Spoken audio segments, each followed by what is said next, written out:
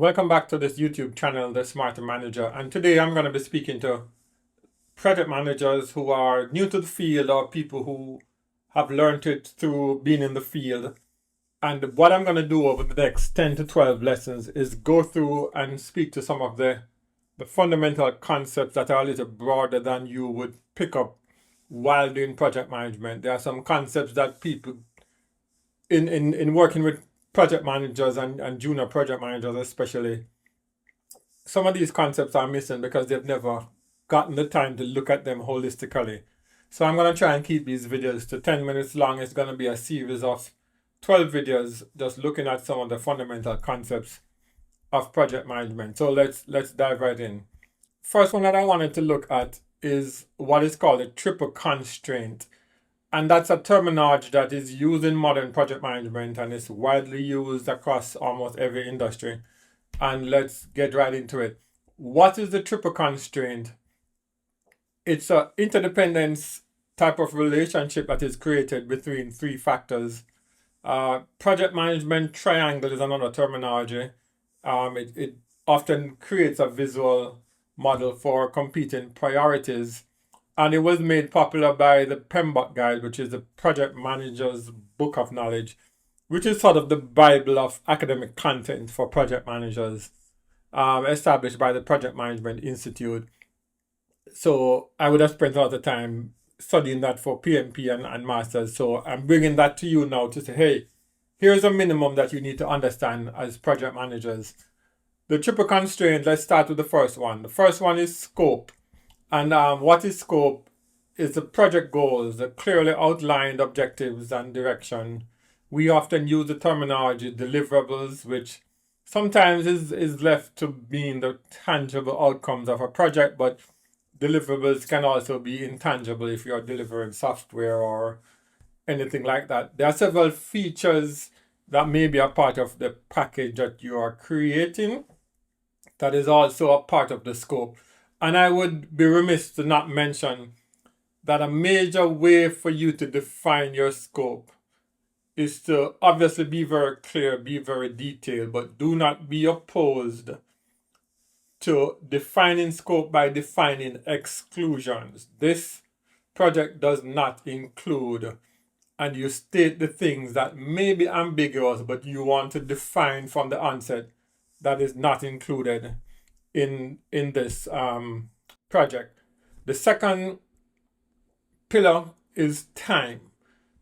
We are delivering a scope, and we are delivering a scope according to a project schedule, and we have milestone completions, we have deadlines, and we are tracking milestones. And in tracking milestones, we're going to talk about schedules, we're going to talk about Gantt chart, we're going to get into schedules as an entire one of these sessions, because schedule and scheduling tool and use of scheduling tools and what we get out of them is extremely important in project management. So we're going to spend some time on that. But needless to say that we're delivering a scope, first constraint.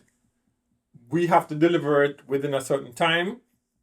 And again, time may not be of the essence. And I sort of cringe when I hear that, when I say it, because oftentimes time is of the essence. And when I get to the third one, I will define the interrelationships a little bit more. The third pillar is cost. You have to have a budget plan. You have to have some initial financial framework.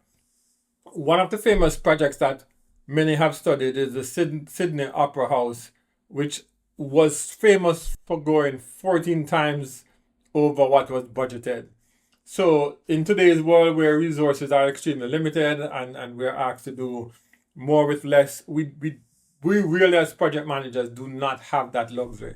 So we have to sort of understand the constraint, the relationships, and how to manage and keep all of that going. So how do they interact? How does one affect the other? If you increase the scope, then naturally you're going to have to either extend the time or increase the cost. There is no freebie. You can pick your choice. You have three things. You have a good, fast, cheap. I'm always told that you can pick any two, but you can't get all three. the challenge that the project manager has is to strive towards getting it good, fast, and cheaper than it would have been otherwise. And there is another cornerstone to the concept of a triple constraint, which I'm going to mention now, which has to do with quality. Because you can get it good, fast, and cheap if the quality sucks.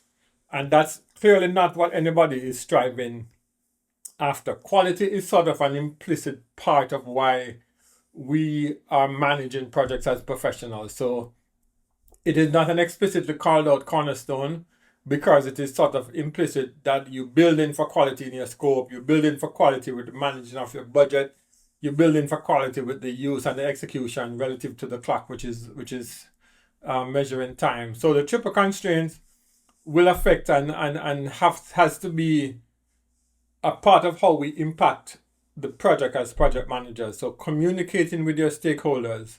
And by stakeholders, who are we talking about? We're talking about the owners of the project, the people who are paying the cash to make the project happen, the people who will benefit from the product or service that is being created. Because if you're not in touch with them and communicating with them, you may create something that is exactly the opposite of what they need.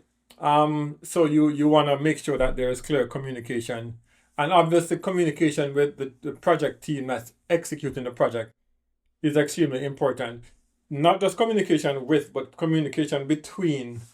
And we're going to talk a lot about communication and how communication has evolved into pushing everything to everybody, and everybody has access to all the information, as opposed to anybody on the team doing pointed communication.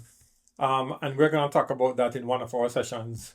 All right, so real quick, we couldn't complete talking about triple constraint without looking at change control, because at the onset of the project, you had a scope is defined, and 2/3 way through the project, you realize that, oh God, nobody thought of this. That's a scope gap. Or you wanted to do this much, and suddenly the client is asking for more. So we're talking about scope creep, where the scope is creeping and moving in a different direction. And all of those things will have an impact on cost. It will have an impact on time, because if we're wanting more, if we're padding the scope, then it's going to take longer, it's going to cost more. I have seen where projects that are constrained by time, because you have to go to market on this day, they have deliberately removed the scope to create a different type of deliverable, but to meet the time constraint, as opposed to some projects where the scope is set, and no matter what, you have to throw more money at it to get that scope, or you have to throw more time at it. So the triple constraint is there's always one or two that are set based on the nature of the project, and you can't change what those are, but you can adjust the other.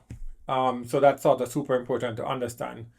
Obviously, we don't get to being on time, on budget, delivering all the scope with the quality we want without doing regular monitoring. So that's a significant part of understanding and managing the triple constraint that I wanted to mention, right? So mastering the triple constraint is gonna be something that you will pick up on tips. Every one of the lessons that we will go through will effectively point back to the triple constraint. So stick with me, absorb the material here, ask questions in the chat. I will be checking the discussions and the comments, and feel free to reach out if you have any questions. I'm here to sort of help us all become the smarter manager.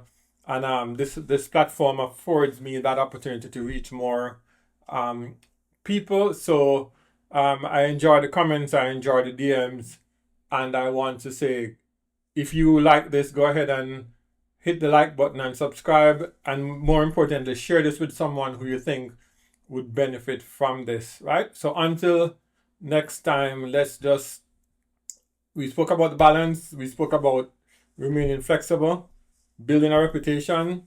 So just like and subscribe, and see you in the next video.